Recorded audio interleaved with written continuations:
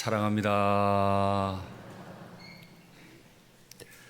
우리의 주인께서는 생각보다 시간이 오래 걸리더라도, 우리가 기대했던 것보다도 더 더디다 하더라도 반드시 우리의 주인께서는 이 땅에 오실 줄 믿습니다.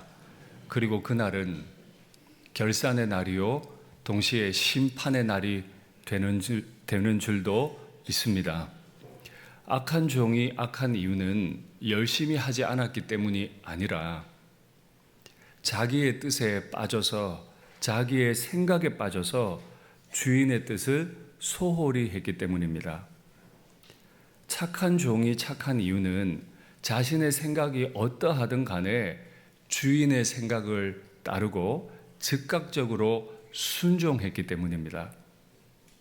악한 종이 악하게 행동하다가 결국에는 영벌에 들어가고, 착한 종은 착하게 행동하다가 원래 자신의 것이 아니었던 5달란트, 그리고 자신이 남겼던 5달란트, 칭찬으로 받은 또 하나의 달란트, 11달란트로 비유되는 감당할 수 없는 풍성한 삶을 누리게 되었음을 우리는 지난주에 살폈습니다. 주님 앞에서 납작 엎드려서 주인의 뜻을 알고 주인의 뜻만 신실하게 행하는 착한 종이 돼서 그 나라에서뿐 아니라 여기에서도 풍성한 삶을 누리는 우리가 되면 좋겠습니다.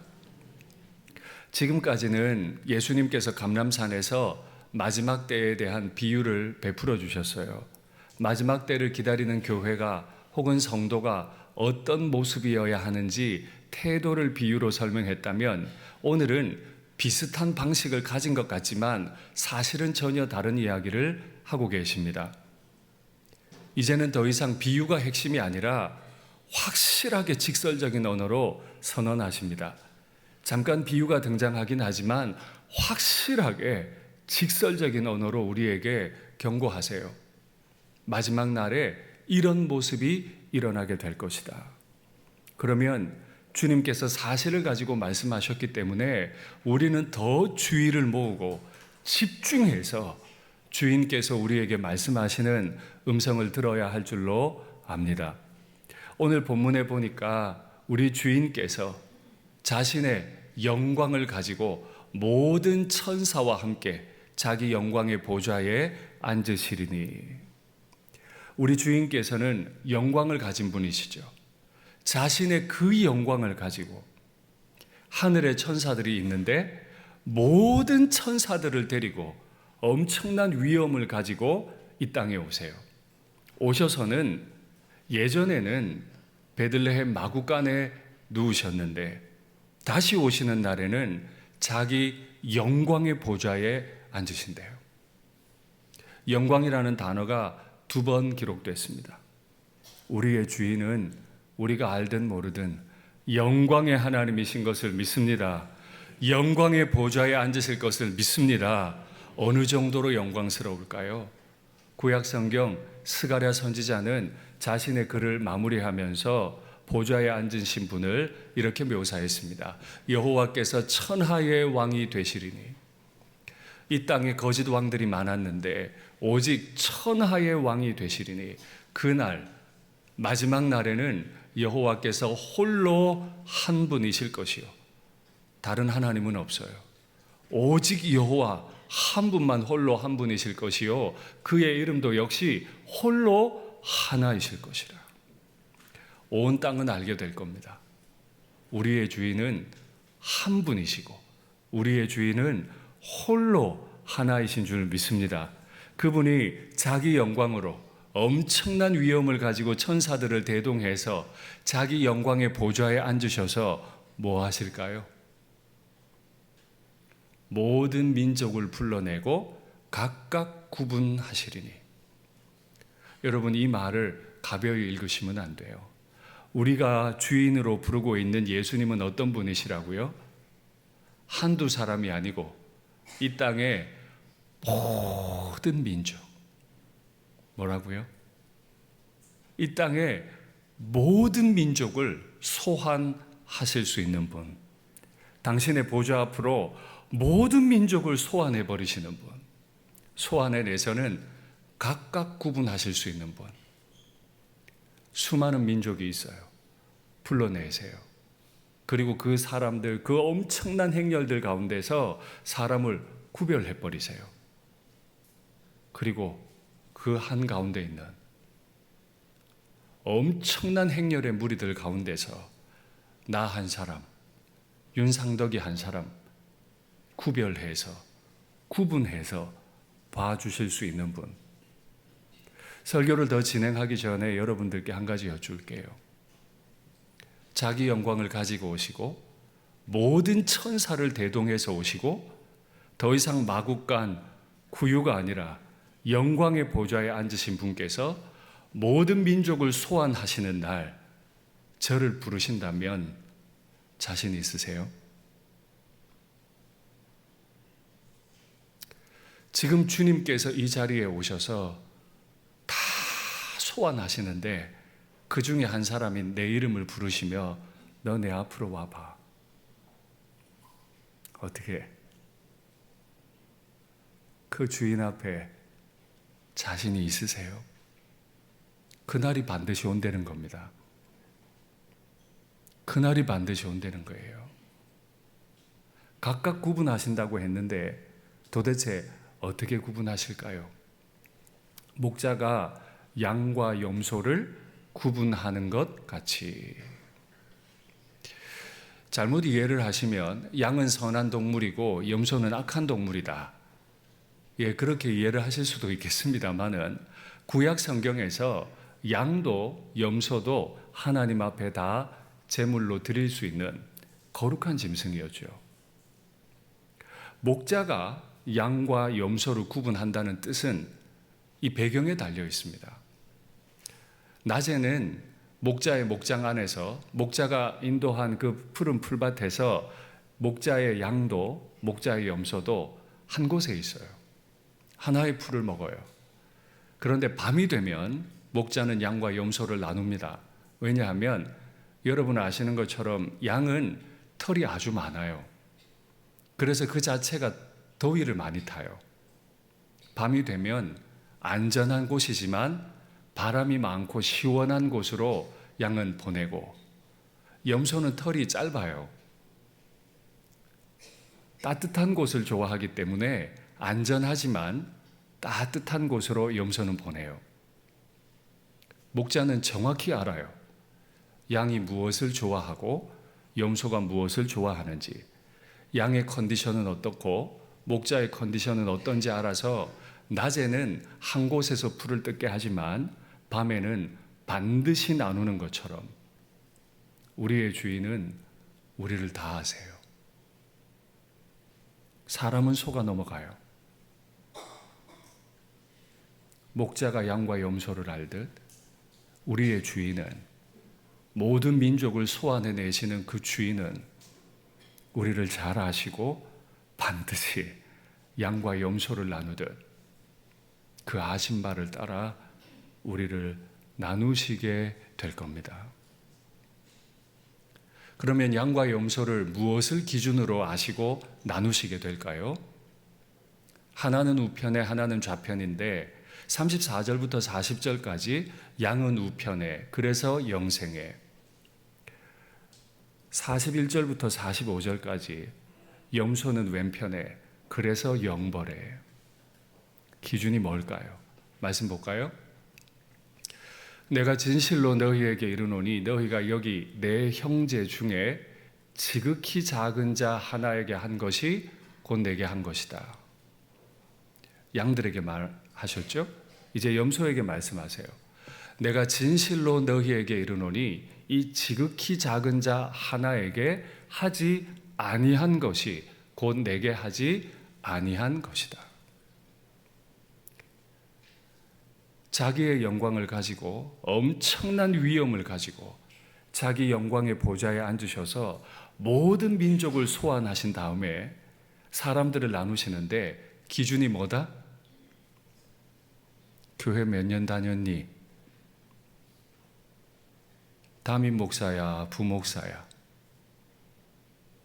중직자야, 평신도야. 헌금 얼마 했지? 전도는 몇 명이나 했어?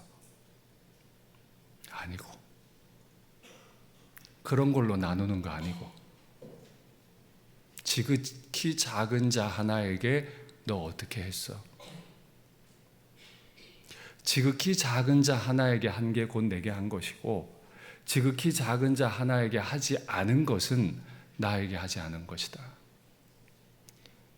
이 엄청난 소환령을 내리시고 엄청난 판결문을 작성하시는 우리 주인의 판결문을 잘 읽어보면 주인이 어떤 분인지 알 수 있어요. 주인이 모른다고 핑계하면 안 돼요. 저는 2주 전에 바로 이 앞선 본문을 가지고 주인을 모르는 것은 심각한 죄라고 말씀드렸어요. 이미 주인은 자신이 어떤 분인지 성경에서 다 밝혀놓으셨어요. 알지 못했던 것은 핑계할 수 없어요. 주인은 다 말씀하셨어요. 주인을 모르는 것도 심각한 죄이고 주인에게 핑계를 대는 것도 심각한 죄예요. 주인은 어떤 분이세요? 지극히 작은 자를 나의 형제로 불러주시는 분. 지극히 작아서 무시할 만한 그 사람조차도 자기 영광을 가지고 천사를 대동해서 오실 수 있는 분의 형제로 여겨주시는 분. 그 지극히 작은 자 하나와 자신을 일치시켜버려서 나한테 아무리 충성해도, 교회 아무리 열심히 다니고, 헌금 아무리 열심히 하고, 엄청난 직분을 가졌어도 그건 아무 관계없고, 자신과 일치시켜버리신 그 지극히 작은 자 하나에게 한 것이 내게 한 것이다 말씀하시는 분. 그래서 결국 지극히 작은 자 중에 지극히 작은 자인 나와 자신을 일치시켜 버리시는 분. 그분이 우리의 주인이시잖아요. 그 주인을 아십니까? 주인을 잘 모르면 우리는 큰 실수를 해요. 특별히 교회 열심히 다니시는 분들, 직업적으로 저처럼 목회자인 사람들이나 교회 오래 다니면서 중직을 받으신 분들, 주를 위해 열심을 낸다고 하면서 지극히 작은 자들에게 상처 주는 말과 행동을 하는 걸 지극히 작게 여기시면, 주를 위해 일한다고 하다가 주님 자신에게 큰 상처를 주는 것임을 잊어서는 안 됩니다. 이 판결을 피해갈 수 있는 사람은 아무도 없어요. 자신의 열심을 의심하십시오. 정말 지극히 작은 자 하나를 소중히 여기고 있는지 자신을 의심하십시오. 왜 이렇게까지 하시죠? 왜 이게 판단 기준이라야 합니까? 이유가 분명하죠. 말씀 볼까요? 네 하나님 여호와 앞에 77절을 지키되, 맥추절입니다. 우리는 지난주에 맥추절을 지켰어요. 네 하나님 여호와께서 너에게 복을 주신 대로 네 힘을 헤아려 자원하는 예물을 드려라. 예, 주님 앞에 맥추절 감사 헌금도 드리고 주일 헌금도 드리고 교인들의 의무 헌금인 11조도 드려야만 합니다. 적은 헌신이 아닙니다. 그러나 드려야 합니다. 그런데 헌금에 관한 이야기는 여기서 끝나요. 너와 네 자녀와 노비와 네 성중에 있는 레위인과 및 너희 중에 있는 객과 고아와 과부가 함께 즐거워할지니라. 너만 즐거우면 안 되고 노비까지도, 레위인도, 객, 고아, 과부, 정말 가난하고 공동체가 돌보아주지 않으면 살 수 없는 그들까지도 함께 즐거워해야 한다. 왜냐하면 너는 애굽에서 종되었던 것을 기억하고 이 규례를 지켜 행할지니라. 우리는 원래 신분이 뭐였어요? 종이었어요. 애굽의 종이었어요. 애굽에 종살이 하던 사람을 광야로 불러내시고 땅 한 평 없는 사람들을 가나안으로 넣어주시면서 가나안의 주인 노릇하게 하신 이유가 뭐예요? 노예로 살았으니 부자로 한번 살아보라고? 아니고요. 이 우상의 문화가 가득한 가나안에서 여전히 가난할 노비들과 주의 뜻을 받드느라고 공동체가 섬겨주지 않으면 먹고 살아갈 수 없는 레위인들과 여전히 우상의 문화 속에서 소외되어 있고 생명을 부지하기 어려운 객, 고와 과부들, 그들에게도 하나님의 구원이 있음을 종이었던 사람에게 은혜를 베풀어서 보여주기를 원하셨던 거죠. 나 같은 인생 불러다 그냥 천국에 옮겨놓고 싶으셨던 게 아니라 이 땅에 우상이 판치고 있는 나라에 여러 우상들이 왕노릇하고 있는 이 땅에 홀로 여호와가 하나님이심과 그분의 나라가 진짜 나라임을 보이기 위해서 우리를 부르신 것입니다.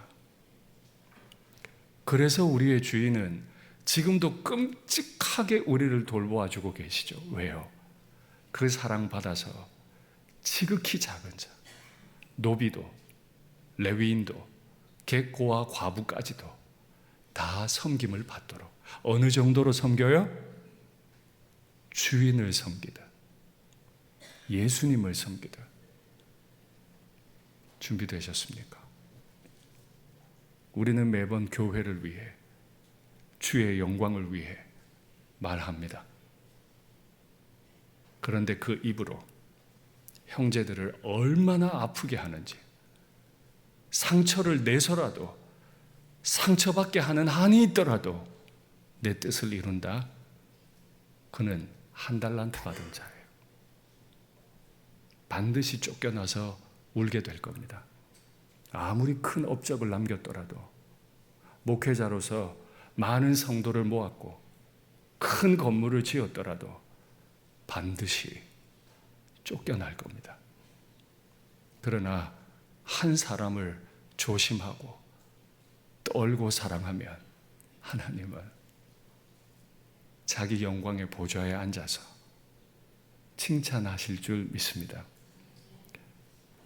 교회가 이렇게 지극히 작은 자 하나를 소중히 여겨야 하는 또 하나의 이유가 있습니다.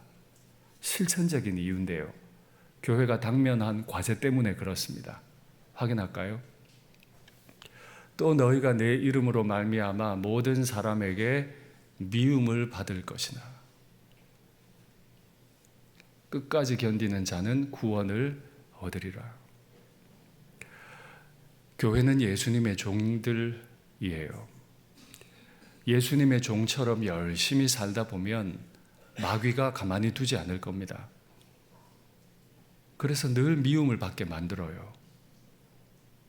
세상에 나가서 예수님의 종으로 열심히 살면 미움받고 상처받고 교회로 오게 돼 있어요. 그 미움과 상처받은 사람들끼리 모여서 또 미워하고 또 싸워요.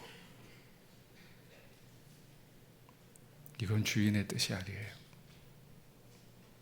주인의 뜻은 주인의 뜻을 이루려다가 세상에서 미움받은 사람들끼리 모여서 예수님께 대하다. 아이고 목사님 얼마나 힘드세요. 아이고 장로님 얼마나 힘드세요. 힘내세요. 내가 기도합니다. 이래야지. 미움받고 와가지고는 여기서 사랑하지 못한다면 우리 왜 교회에 있는 거죠? 왜 여기 와서 직분 받는 거예요? 세상에서 미움받고 교회 들어와서는 뜨겁게 주님 사랑하듯 사랑하게 되기를 바랍니다. 주님의 판결을 가만히 읽다가 보면 아주 재미있는 일이 하나 있어요. 오른편에 있는 양들도 왼편에 있는 염소들도 주인에게 질문을 해요. 양들은 이렇게 말합니다. 주인이여, 어느 때 내가 주인을 찾아뵀죠? 아주 비슷한 말인데 전혀 다른 말. 이제 염소가 말합니다. 주인이여, 내가 어느 때 주인을 찾아뵙지 않았죠? 공통점이 있어요. 둘 다 기억을 못해요. 양도 염소도 둘 다 기억을 못해요. 차이점도 있죠. 양은 자기가 잘한 걸 기억을 못하고 염소는 자기가 못한 걸 기억을 못해요.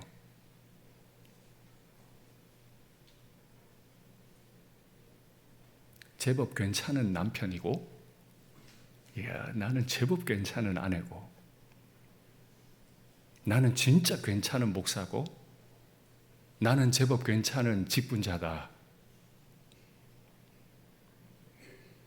그럼 염소입니다.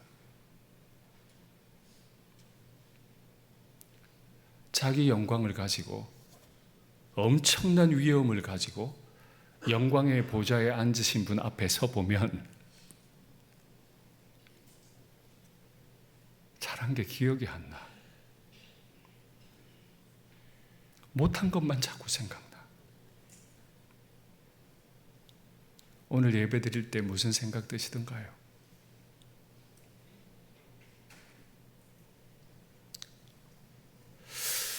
왜 마지막 날에 오셔서 이걸 기준으로 심판하실까요? 도대체 이 기준을 우리에게 알려주시는 주님은, 우리의 주인은 어떤 분이신가요? 우리가 구세주라고 믿고 우리 평생의 주인이라고 믿는 그 예수님은 어떤 분이시길래 이 기준으로 사람들을, 모든 민족을 소환해내서 심판하신단 말입니까? 이사야가 우리의 주인에 대해서 이렇게 말했습니다. 그가 곤욕을 당하여 괴로울 때에도 그의 입을 열지 아니하였으며 마치 도수장으로 끌려가는 어린 양과 털 깎는 자 앞에서 잠잠한 양같이 그의 입을 열지 아니하였도다. 도수장에 끌려가는 양을 우리가 눈을 마주친다면 제대로 볼 수나 있겠어요? 그런데 끌려가는 자신이면서도 단 한마디 부인하지 않아요. 그대로 끌려가세요. 끌려가는 정도가 아니라 자기 영혼을 버려버리세요.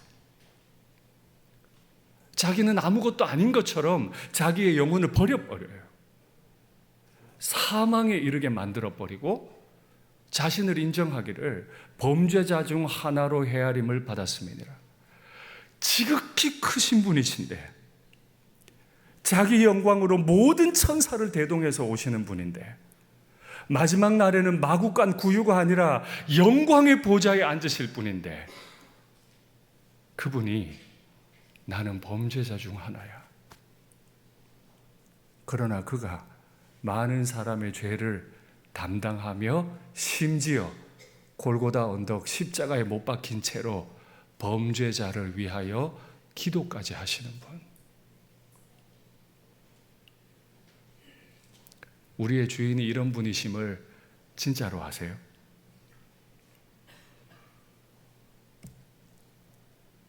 지극히 영광스러운 분이신데 지극히 작은 자인 저를 구원하기 위해 저와 같은 몸을 입으시고, 도수장에 끌려갈 때도 아닙니다, 아닙니다 아무 말을 하지 않으시고, 지난 맥주절에 아닙니다를 3번 반복하는 성경 구절 2번 보셨죠?